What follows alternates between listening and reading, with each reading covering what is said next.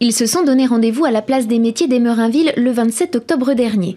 Les adhérents de la Confédération générale des petites et moyennes entreprises sont venus nombreux assister à l'Assemblée générale. La CGPME tente de les soutenir dans leur démarche dans un contexte économique et social qui touche de plein fouet ces structures à taille humaine. Par rapport à la CGPME, il n'y a pas de demande précise. Les entreprises sont inquiètes dans un contexte qui est difficile, qu'on a évoqué tout à l'heure.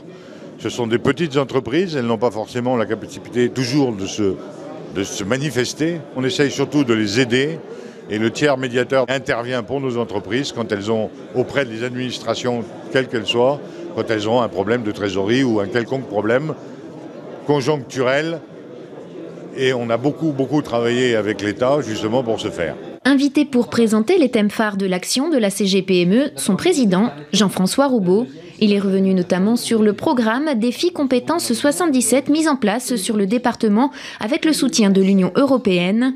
Une convention vient en effet d'être signée entre le Pôle emploi et la CGPME de Seine-et-Marne. Nous avons fait une proposition pour que ça soit efficace, ce qu'on a appelé la préparation opérationnelle pour l'emploi, c'est-à-dire la POE, de façon à ce que l'on mette en adéquation l'offre et la demande. Jusqu'à présent, on formait des gens qui cherchaient du travail et après, on essayait, avec leur nouvelle formation, de leur trouver du travail. Maintenant, c'est le contraire. On va demander aux entreprises quels sont les hommes ou les femmes dont vous avez besoin pour faire fonctionner vos entreprises. On va les former et ensuite, ils seront utilisés directement dans l'entreprise. Donc, on devrait avoir beaucoup plus de résultats par rapport au précédent. Prochain rendez-vous de taille, les élections des représentants professionnels dans les chambres de commerce et de l'industrie en décembre prochain.